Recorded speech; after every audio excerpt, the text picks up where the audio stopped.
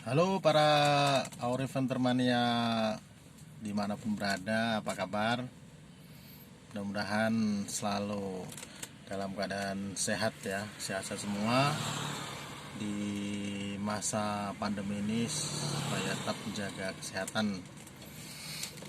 Baik para kawan-kawan semua, saya hanya mencoba sharing ya, mencoba berbagi pengalaman tentang seputar Auriventer ya.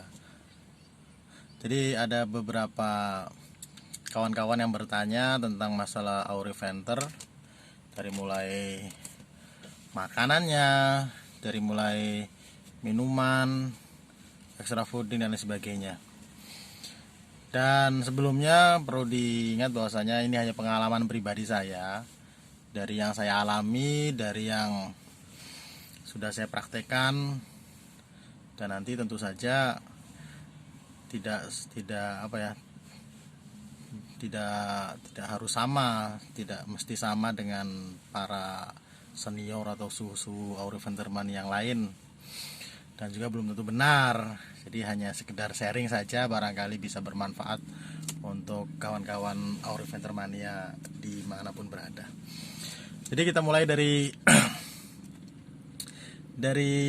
pemilihan ombyokan ya.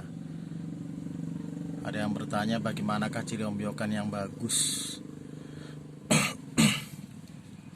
Sebenarnya kalau ada yang mengatakan harus seperti ini, kepala peta, cepak, terus leher panjang dan lain sebagainya, terus itu ciri-ciri tersebut menjamin seekor burung khususnya Auri itu bagus ya, tentu saja misalkan saya atau kawan-kawan yang sering masuk ombyokan tentu sudah bisa memilih atau menyortir dulu.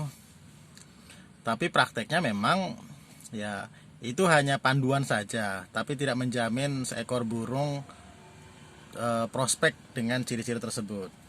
Kalau bagi saya, memilih burung di ombyokan itu yang pertama yang sehat dulu, sehat. Terus kita pakai insting kita dari melihat burung itu. Burung itu kelihatannya sehat, terus kok ada feeling kayaknya bagus ini. Jadi mari kita mulai memainkan feeling kita, insting memilih burung kita keluarkan, meskipun nanti pada akhirnya ternyata pilihannya salah atau benar, ya itu urusan nanti. Karena begini para rekan-rekan semua, kalau sahabat rekan-rekan Auriventer Mania atau mata putih ya di seberang di Singapura itu, banyak yang mereka memang cara memilih metodenya itu memilih beberapa ekor, kemudian dari situ baru bisa terlihat yang mana yang prospek, atau dia ingin milih yang suaranya besar. Nah, itu akan terlihat beberapa hari setelah perawatan. Jadi untuk masalah ombyokan ya memang harus dicoba. Ambil ini feelingnya, masukkan ke kandang, dipisah. Kalau memang situ memungkinkan untuk menunggu, kita punya waktu banyak untuk menunggu, ya ditunggu, dinyalakan air. Kalau kira-kira ngrewi, terus kira-kira kolnya kencang, ya langsung bungkus. Kalau misalnya nggak ada waktu dan kita mungkin ada dana, ya ambil 1, 2, 3 ekor, bawa pulang. Nanti mana yang kelihatan prospek, yang kelihatan cocok dengan karakter selera kita, ya kita lanjutkan pelihara. Yang mungkin nggak cocok ya bisa dirilis. Ya rilis kalau mungkin uangnya banyak ya, karena harga Auri nggak murah kan. Atau ya mungkin bisa dijual kembali bagi yang mau nyoba-nyoba melihara, seperti itu. Setelah itu para rekan-rekan semua, ada juga pertanyaan, apakah Auri itu harus diberi fur yang berprotein tinggi ya? Menurut saya tergantung kita tujuannya merawat Auri itu untuk apa. Mau untuk di lapangan atau untuk ya memang betul-betul hobi mendengarkan suara Auri. Karena bagi yang mau melihara untuk lapangan, untuk kontes, biasanya sih orang-orang yang backgroundnya mungkin melihara burung lain, entah burung ya mungkin sama-sama burung kecil, misalkan peleci atau konin, atau mungkin pemelihara burung-burung besar. Terus mereka ingin meramaikan dunia auri, kontes auri, akhirnya mereka biasanya membeli auri yang sudah jadi atau minimal ya sudah rawatan. Kalau tujuan kita memang mau cepat balik modal, cepat mendapatkan untung, ya silahkan bisa pakai fur berprotein tinggi, atau mungkin kalau yang sudah terbiasa pakai doping ya silahkan. Kalau saya tidak menyarankan, cuma ya silahkan pakai doping, yang penting bisa tahu takarannya, tahu dosisnya. Yang jelas intinya bagaimana caranya burung itu bisa kerja di lapangan. Tentu saja ya sifatnya instan. Tapi kalau mau betul-betul penghobi sejati, dia akan menikmati dari mulai tadi memilih bakalan, kemudian merawat dari nol, dari burung itu cuma ngeriwik sampai dia nembak-nembak. Itu sebuah kepuasan, sebuah kenikmatan tersendiri bagi pengerawat auri yang memang penghobi sejati istilahnya. Bahkan ini hanya untuk perbandingan saja ya, perbandingan. Kalau di luar, saya pernah di Singapura melihat atau bertanya-tanya juga, dan juga di Tanjung Batu itu, dan juga penghobi auri di Batam dan Pinang yang saya temui. Patokan mereka itu namanya burung bahan atau burung baru itu selama belum rontok di tangan mereka, itu namanya burung masih baru. Sedangkan burung rontok gitu kan ya kita nggak bisa mengetahui kapan rontoknya ya. Ada yang sebulan rontok, 2 bulan, 3 bulan, 4 bulan, bahkan mungkin hampir 1 tahun baru rontok. Nah, itu mereka anggap burung baru. Jadi tidak ada target bagi mereka. Dinikmati, burung bisa ngeriwi, ada peningkatan nembak. Sehingga nanti kalau kita tidak terburu-buru dengan rawatan yang sederhana, tidak buru-buru, maka ketika burung itu mulai nembak, mulai berkicau, mulai ngalas, dia akan stabil. Karena ngalasnya itu karena faktor dia sudah beradaptasi dengan lingkungannya, beradaptasi dengan makanan, beradaptasi dengan lingkungan, dengan minuman, dengan suasana, dan juga umurnya juga sudah bertambah mapan. Sehingga ketika dia sudah ngalah, sudah nembak, dia akan lebih stabil. Apalagi ditambah nanti dia setelah ganti bulu sekali, 2 kali, 3 kali ya. Ketika sudah stabil, penghobi yang awalnya rumahan ini, kalau burungnya sudah stabil, maka kapanpun insya Allah bisa dibawa ke lapangan. Ada yang bertanya juga, bagaimana rawatan lapangannya, Om?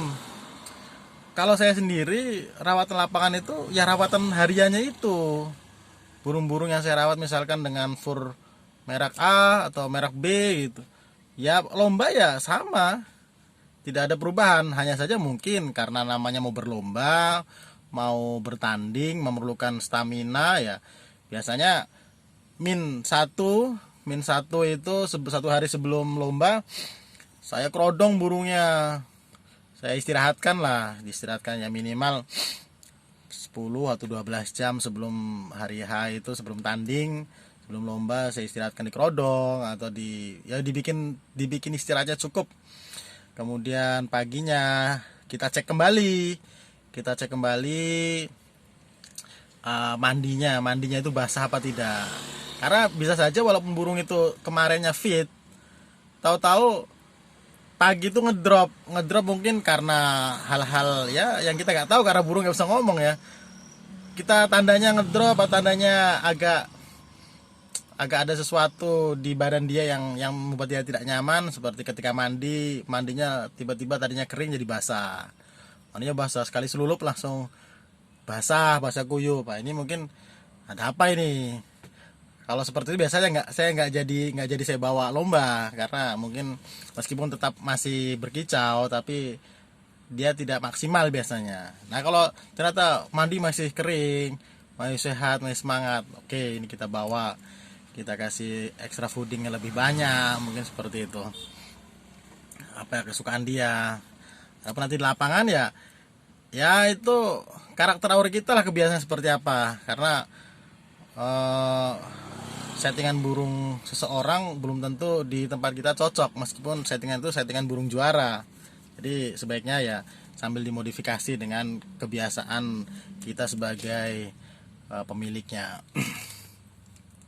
Jadi kalau untuk masalah merek fur ya silahkan merek apa saja ya, asalkan burungnya mau makan. Yang pertama kan burungnya mau makan nggak. Kalau sudah mau makan ya kita lihat kotorannya. Sederhananya, kalau kotorannya itu padat, kotorannya itu baik, kotorannya tidak mencret, tidak berair, dengan cuaca yang bagus, itu berarti pur itu baik, pur itu cocok lah insya Allah. Tapi kalau ternyata kotorannya encer, cair, kemudian burung jadi agak serak, mungkin itu berarti makanannya kurang cocok. Adapun kalau kita ganti makanan dia ada bulu yang ambrol, ya itu masih dikatakan wajar lah, masih normal, karena namanya burung kecil, ada asupan sedikit saja yang berbeda dari biasanya memang ambrol atau rontok seperti itu. Jadi kawan-kawan,